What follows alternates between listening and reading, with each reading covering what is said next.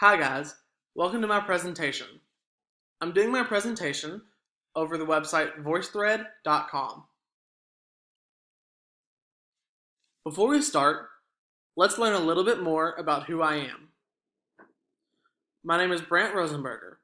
I'm an elementary education major from Louisville, Kentucky. My ideal teaching situation would be teaching at either a small school in a small town or at my cousin's school, which is a STEM elementary school in the middle of downtown Louisville.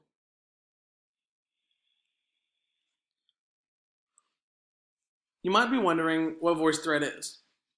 Well, VoiceThread is a website that allows teachers the opportunity to engage their students past just giving them a PowerPoint. It does this by creating an interactive PowerPoint-like display where students listen to your voiceover of the material and watch your drawings that help better explain the material.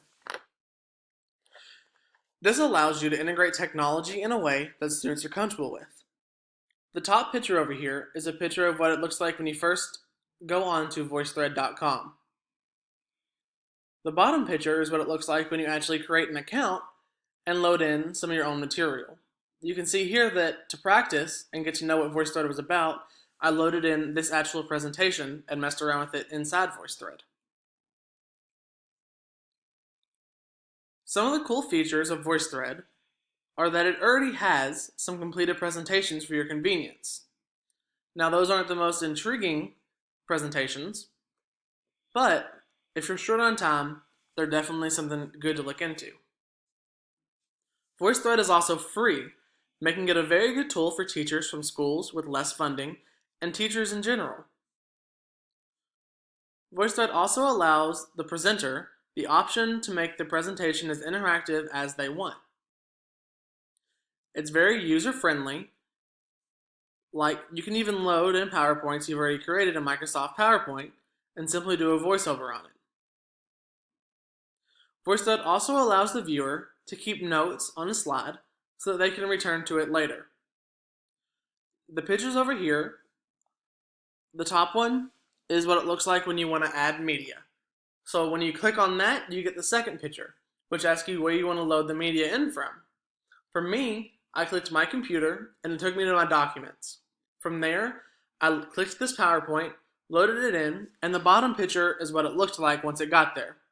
From that point, I could go on and I could do a voiceover of it, or I could write in notes on it, do drawings on it, and other cool things. How can this be implemented in the classroom?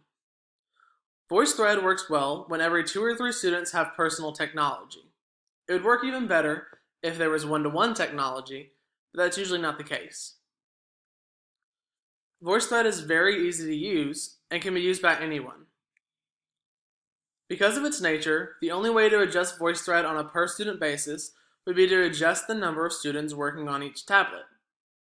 If a child with an exceptionality that kept them from moving on to the next slide or from keeping notes on the presentation, you could have another student pair up with them. As well as ELL students can sometimes have a hard time understanding spoken words. So having a transcript of everything said can greatly benefit students who are English language learners.